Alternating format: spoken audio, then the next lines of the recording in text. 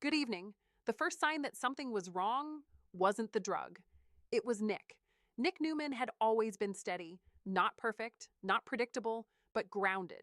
The one who didn't spiral when everything else did, the one who didn't manipulate, didn't scheme, didn't play games the way the rest of the family often did, which is why, when Nick started changing, everyone noticed. At first, it was small, a sharper tone, a shorter fuse, a kind of restlessness that didn't belong to him. Phyllis saw it.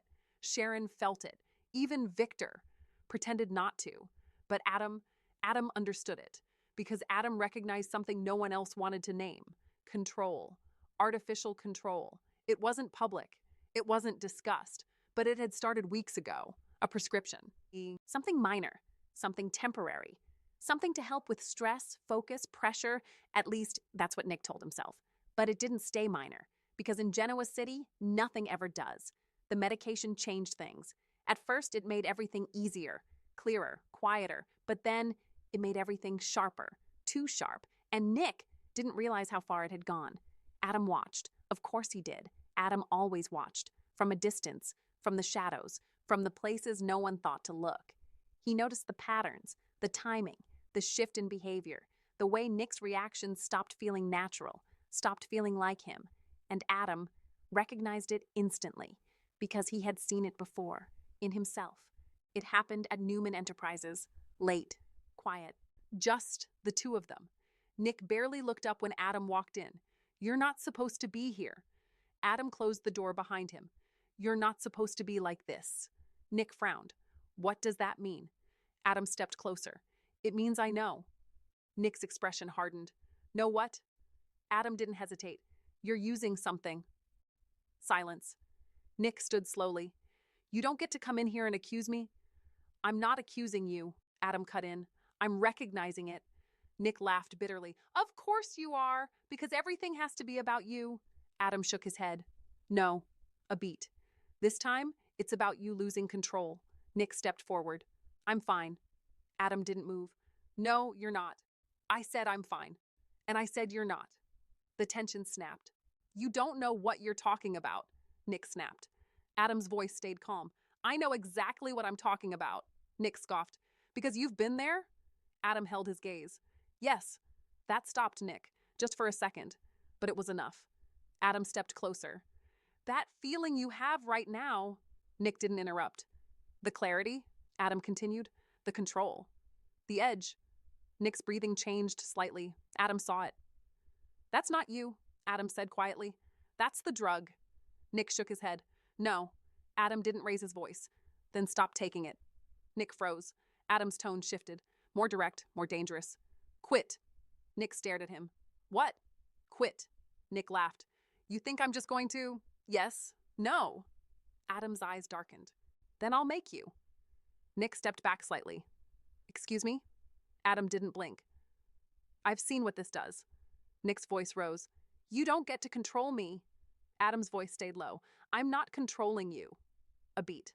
"I'm stopping you." Nick shook his head. "This is ridiculous." Adam stepped even closer now. "You're not thinking clearly." "I'm thinking better than ever." "That's the problem." Silence stretched between them. Heavy, unavoidable. Then Adam said the one thing Nick didn't expect. "You're becoming him." Nick's eyes flashed. "Don't." Adam didn't stop. Cold, controlled, detached. "Stop." Just like Victor. That was it. Nick snapped. He grabbed Adam's shirt, shoving him back against the desk. "Don't you ever compare me to him." Adam didn't fight it, didn't resist, just looked at him. "You're already doing it." Nick's grip tightened, then slowly loosened. Nick stepped back, breathing hard, confused, unsteady. "What is happening to me?"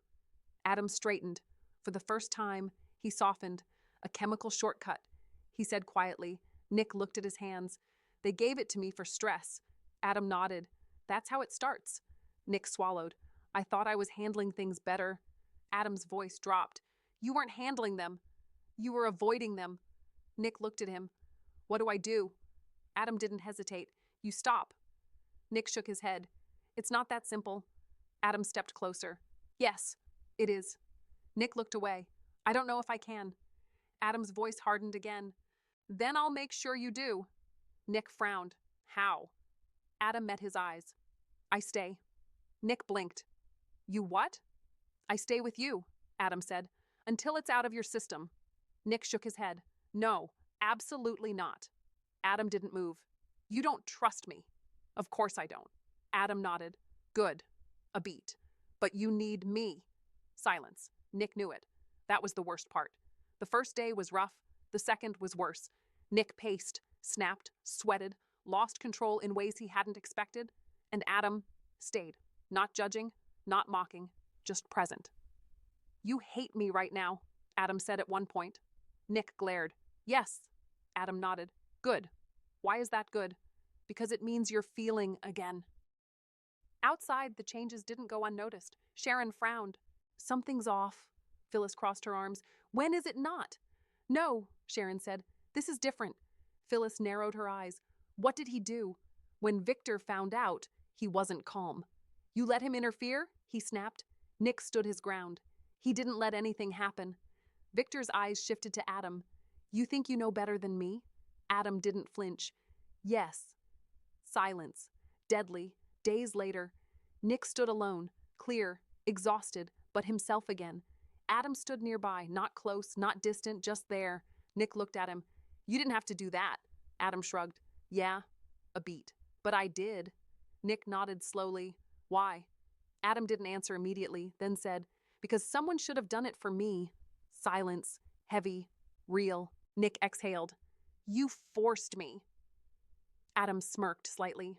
You're welcome. Nick almost smiled. To be continued.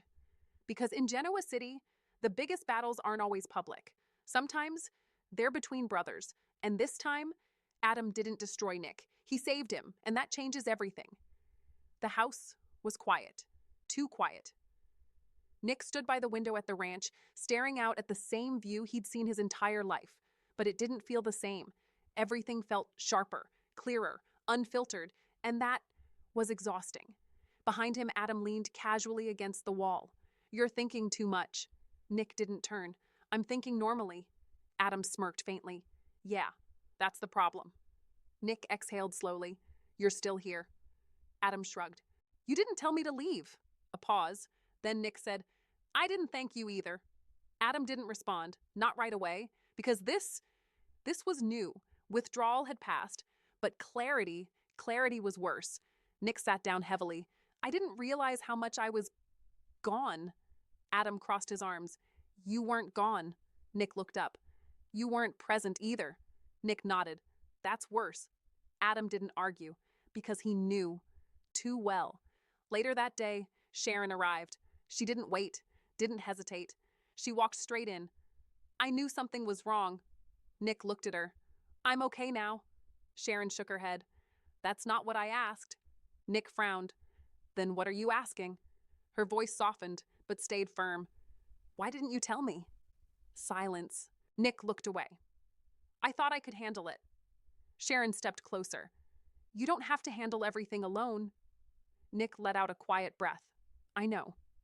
But the truth was, he didn't always act like he knew. Phyllis wasn't as gentle. She stormed in like she always did. So this is what we're doing now? Nick sighed.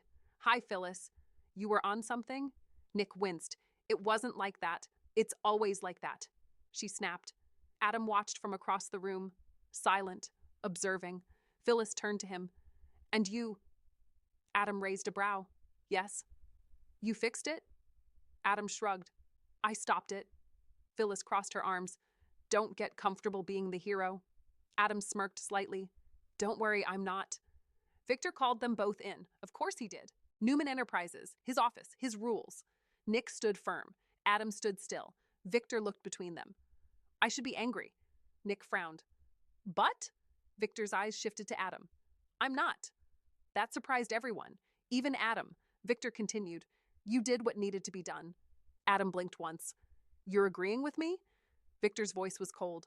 I'm acknowledging the outcome. Not approval, but not rejection either. And for Victor Newman, that was something. Nick noticed it first, then Adam, then everyone. Something had changed. Not dramatically, not publicly, but internally. Victor was watching Adam differently, not as a problem, not as a liability, but as a factor. Nick saw it, and didn't like it. You're giving him too much credit, Nick said later. Victor didn't look up.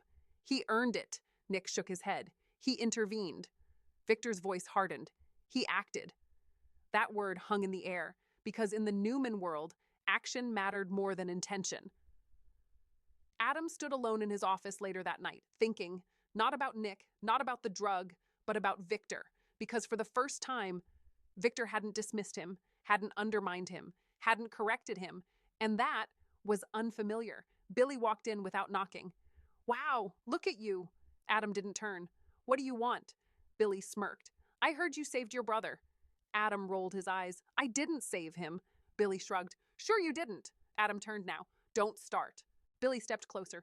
No, really, this is new. Adam narrowed his eyes.